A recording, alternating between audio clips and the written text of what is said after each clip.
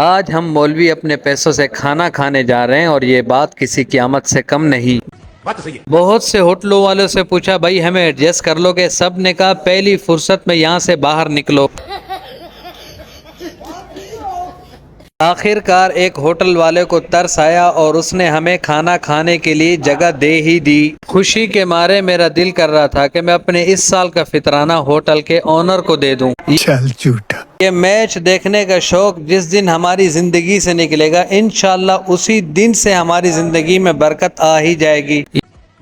یہ final match کون سی team جیتی تھی کمنٹ سیکشن میں ضرور بتائیے گا۔ میچ کے ساتھ افطاری کا وقت بھی سٹارٹ ہو چکا تھا اور یہ ہماری ہلکی پھلکی سی افطاری تھی۔ ہلکی پھلکی سی افطاری کرنے کے بعد نماز مغرب با جماعت ادا کرنے کے لیے ہم سب مسجد پہنچے۔ ہم دوبارہ اپنی ٹیبل پر پہنچے اور اپنے اصلی روپ کے ساتھ ہم نے ان ڈشوں کا سامنا کیا۔ اس میدان کے شاہ سوار ہم ہیں اور ہم نے اپنا کوئی ایک مخالف بھی زندہ نہیں چھوڑا۔ آخر میں ٹشو سے ہاتھ صاف کیے۔ الحمدللہ۔ ہمارے چینل کو فالو کیجئے۔